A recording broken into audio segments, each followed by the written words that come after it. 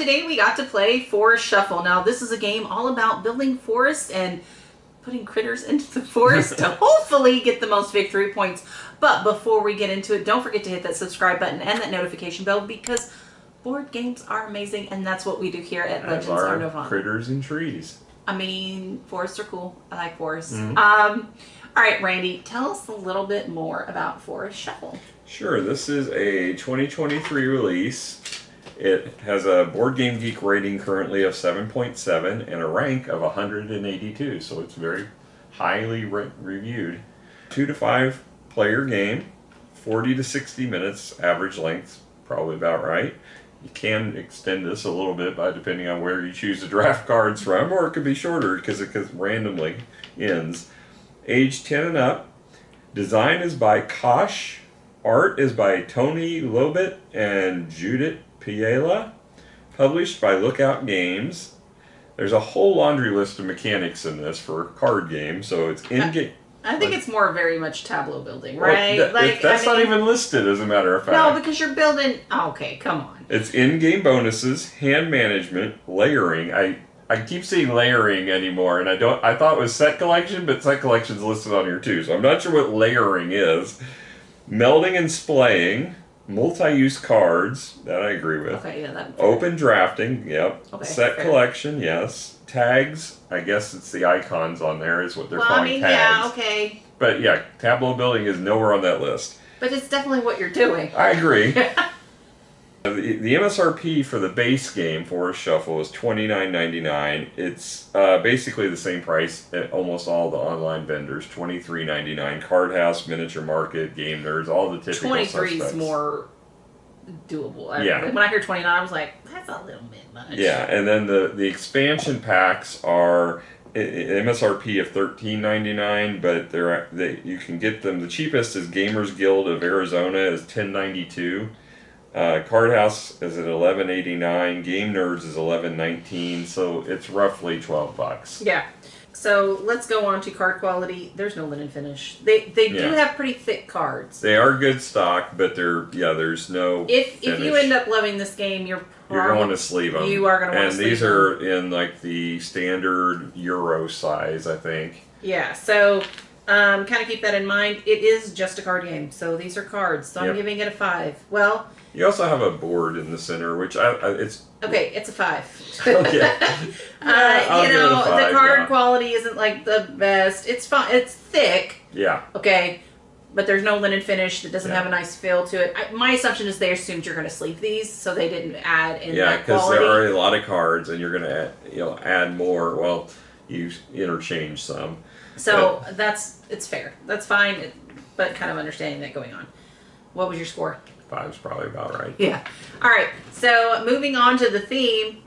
I like the theme a lot. Yeah. So you have different species of trees. You have different species of animals, and they do different things. And plants, fungi, butterflies, bugs, gnats. Birds. Gnat was a thing. So it's kind of fun building your forest. Yeah. And I had a blast doing it. I think the artwork is pretty cool. And you're preparing the animals for winter, so yeah, I mean, and it feels very thematic. Yeah. I like it a lot. For the theme, I'm probably gonna give this 7.5, 8 on theme. I liked it a lot. Yeah, I mean, there's nothing intrinsic to the gameplay about it, except Well, no, because you got trees and you try to put things around it. Well, it makes sense. You're giving some like of the animals pair up. I'm still not sure about that squeaker and it feels like Timon and Pumbaa to me, the warthog or whatever, the boar. The squeaker's the baby, and then it's got a baby and his mama. It feels like Timon and Pumbaa to me, but I don't know what the relationship is there. But some of them make sense, it's like mom and baby. The foxes and the rabbits make sense, and then butterflies, and then you got bats. Yeah. I'm trying to figure out what forest this is per se. Well, I'm assuming this is a North American forest, and then you've got the expansions. You've got a woodland edge where you're getting the stuff that would be on the edge of the forest, and this one's alpine, so you've got mountainous type animals. Yeah, so some fun stuff. Yep. So 7.5, 8. Yeah, I'll probably go ahead and give it a 7.5. I don't think it's quite an 8 to me, just because I don't think it. I mean, it's a card game. There's Well, not no, a but lot the of way theme's to there. intrinsically. Yeah, But the theme is they there. did. Yeah, I think it's a fun. Well, I mean, and the as far as- artwork's nice. The artwork is. Okay, you talked me into an 8. Fine. See? There, the art is pretty. The art is very pretty. I knew I was going to get you eventually. So moving on to the rule book, they have nice cheat sheets. Well, yeah, they're cheat cards, but that just tells you kind of some of the more confusing animals and plants and such. But it doesn't have all of them. I don't understand why. But the rule book is 8 pages long. It has no cover. Goes straight into the components. It does have pictures and the number of how many to expect. And it's got then the setup, which is really just almost half a page because it doesn't take much. You just shuffle the deck. You have to. The really tricky part is inserting these winter is coming cards, because you basically divide the deck into 3. It depends on player count how much, but you remove a certain number of cards based on player count, and then you're going to insert 2 into the bottom part, shuffle it, and then you're going to put the other one on top of that. So basically you end up with all of these winter coming at the bottom of the deck, but they may come up back to back to back. You never know. So the game could end way faster than you want it to. As far as the rule book, it does a good job of explaining everything as far as how the parts of the cards and how you use the cards. It's a very simple gameplay as far as the different actions. The real complexity is in getting the maximum yield of points, because whenever you're paying cards, you're going to be sacrificing points to get points. So you got to figure out what is optimal based upon the strategy you've accumulated so far.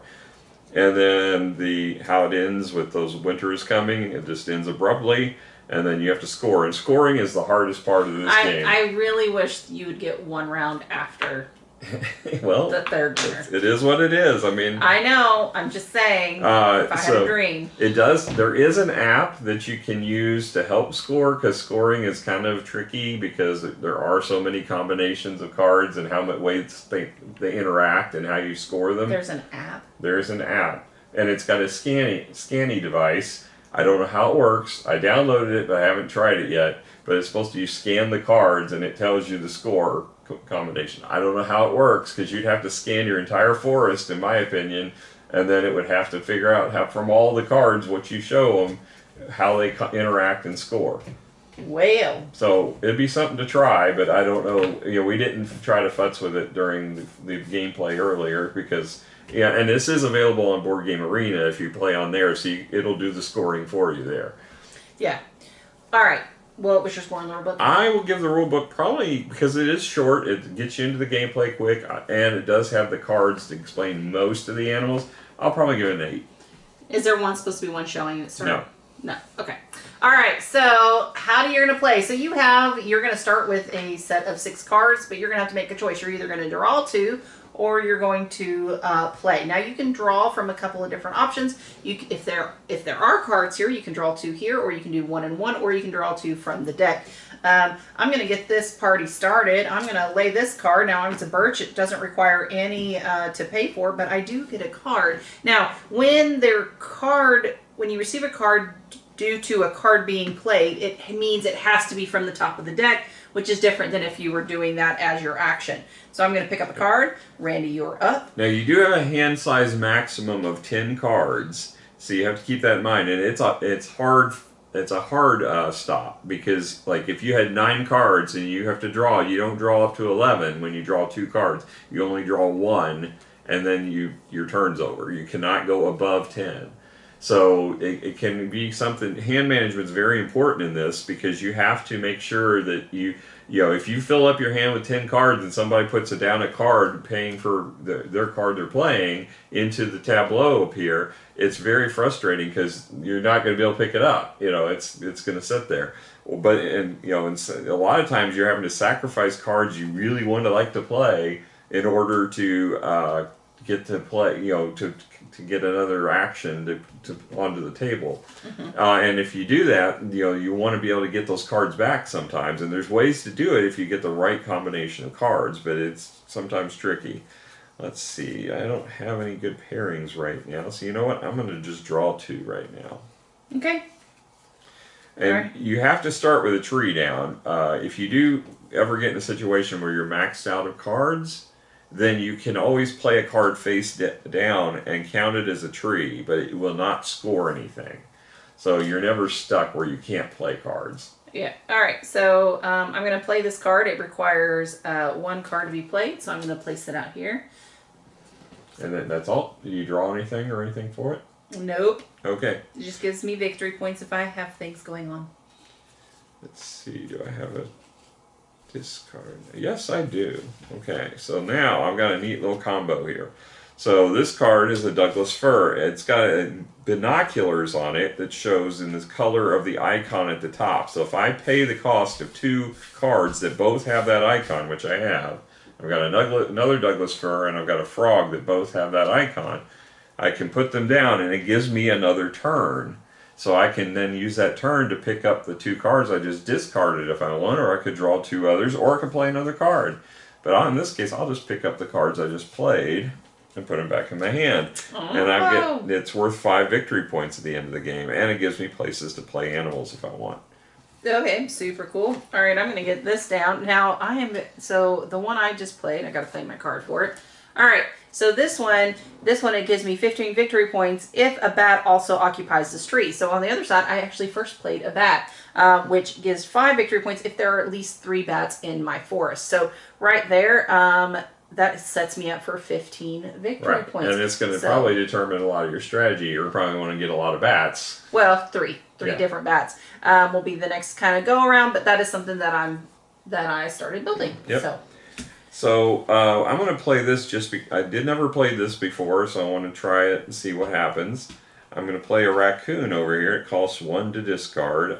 I'll discard the Douglas fir I just picked back up. And it lets me place any number of my cards from my hand into my cave. Now everybody gets a cave at the beginning of the game, and it's worth 1 victory point for everything tucked under it. So if I'm going to just dump my hand under there. So I got 5 cards, they're all going under there, and then I'm going to draw an equal number of cards from the deck. 1, 2, Seriously? 3, 4, 5. That's lame. Yep. So I got 5 victory points and now a handful of cards because of that raccoon. I've never done that before because the cave didn't seem to be as advantageous as some of the other combos I was doing. But I'm going to give it a try. Alright, so I'm going to pick this one up and this one up because I can. Yeah.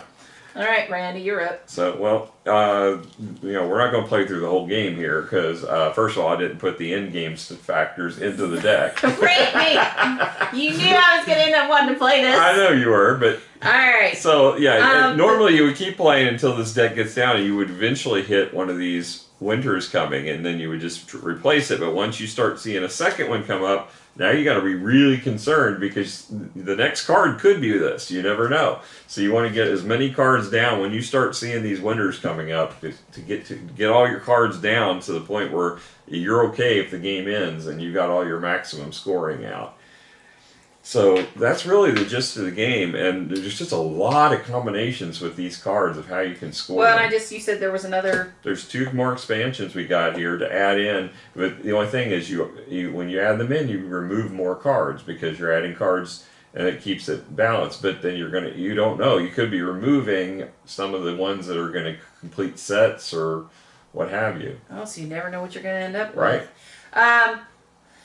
Yeah, who knows? Yeah. Overall, I liked it. I liked it a lot.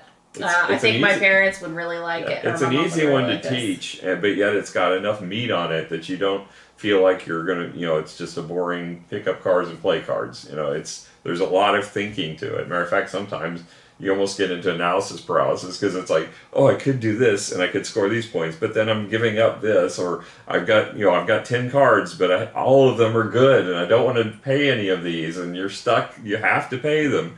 But if I pay that, then the next player is going to take it. I know because they're sitting there collecting that. Yeah, well, it's just part and parcel of the game. You got to make choices. Giving it a score. I actually like this. I'll probably give this an 8.5. I liked it a lot.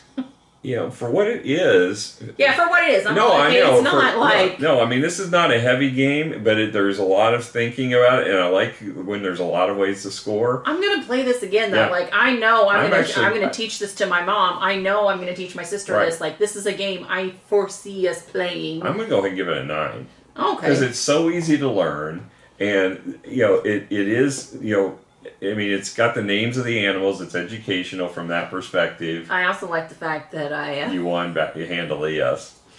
So I got 209 and Randy got 149 after much math issues. So first he had 8, but he counted it as 80 the first time. And I said, no, Randy. That's 8, not 80. Oh, I probably messed up your math, too. No. And he saw my 90 and thought, there's no way I could have just gotten 8. So he just kept adding zeros until he felt like he could win. I blame my sister on this one because she taught me this game. It's one of her favorites. And we played it on Board Game Arena. And she's like, well, I'm probably going to slaughter you the first few games until you get used to it. And I beat her first game. So then I had to go out and get it. And thankfully it was really cheap to pick up all of it for me. I mean, with my, we got friends. We network. We got friends in high places and some in low. But yeah, it was a good game. Well, guys, if you like card games and you like kind of that tableau building, definitely check this one out. We had a blast today. Hopefully you come hang out with us again later. Catch you guys later. Bye. Bye.